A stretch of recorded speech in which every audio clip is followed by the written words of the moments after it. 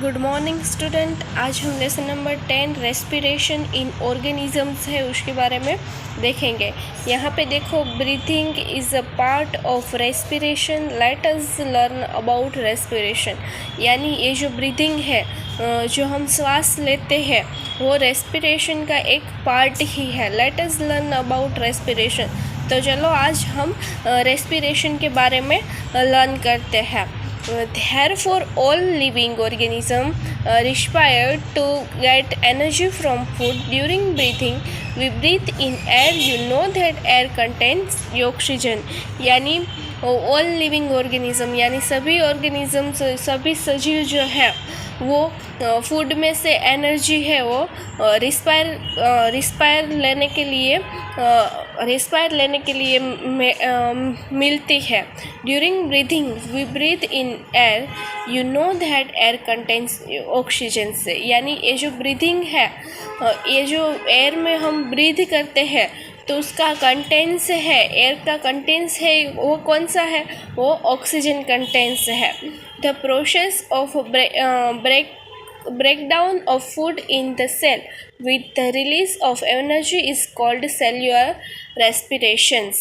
यानी फूड के जो पार्टिकल है उसको ब्रेक डाउन करने की प्रोसेस जो है, उस सेल को रिलीज़, उसमें से जो एनर्जी रिलीज़ होती है उस प्रोसेस को सेल्यूलर रेस्पिरेशन बोला जाता है।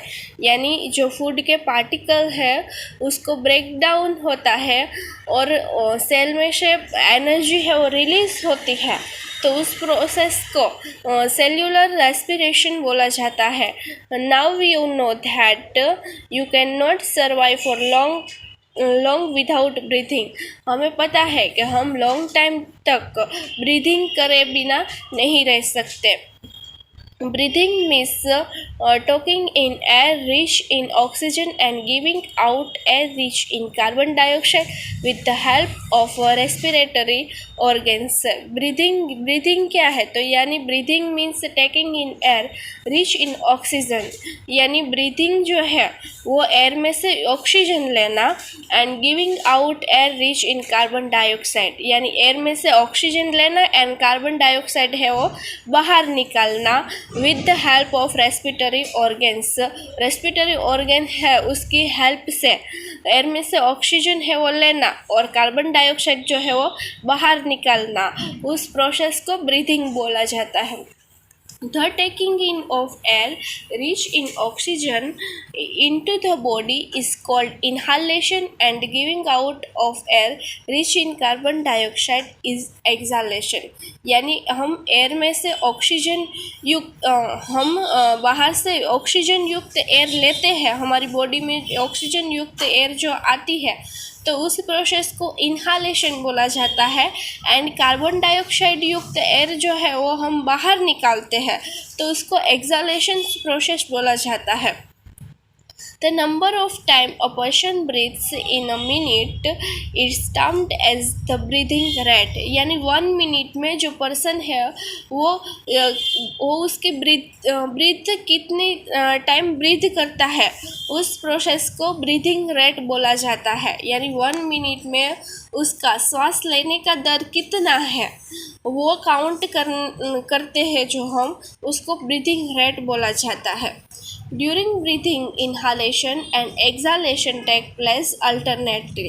हमें पता है हमारी बॉडी में इनहालेशन एंड एक्सहालेशन है वो अल्टरनेट प्रोसेस ब्रीथिंग की होती रहती है।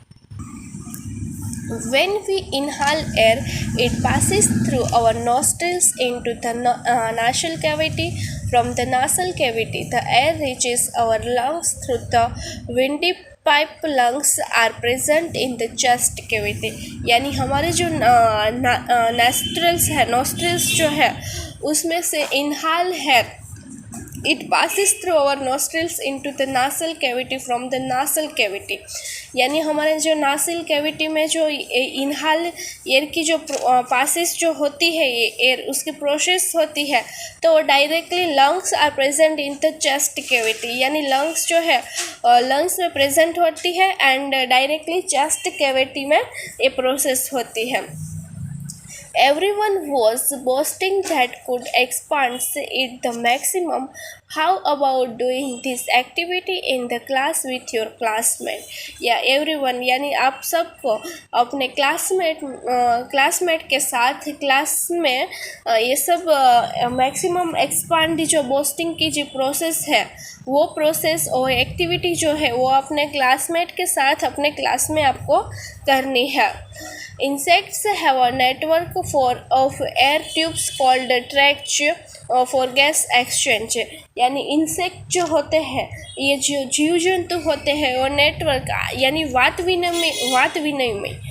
विनिमय के लिए जो एयर ट्यूब्स हो वो क्रिएट करते हैं उसको ट्रैच बोला जाता है और उसमें से वो गैस एक्सचेंज करते हैं.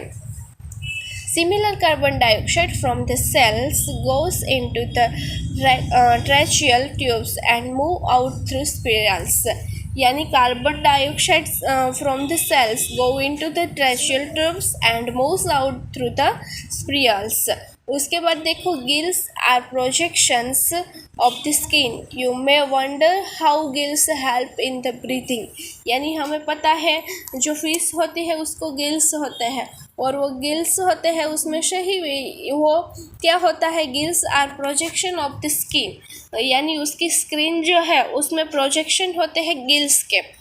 You may wonder how gills help in the breathing यानी वो गिल्स जो है उसकी हेल्प से ही वो फिश है वो ब्रीथिंग कर सकती है.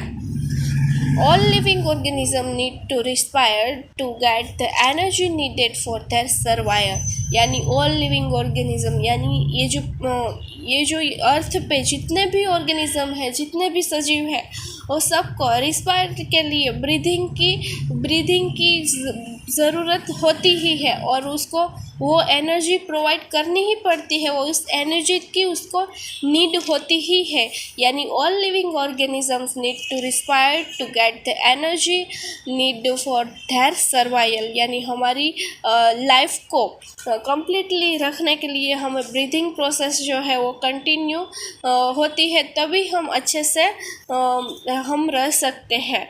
यानी रेस्पिरेशन यानी ब्रीदिंग जो है वो हमारे लाइफ का एक बहुत ही इम्पोर्टेंट पार्ट है.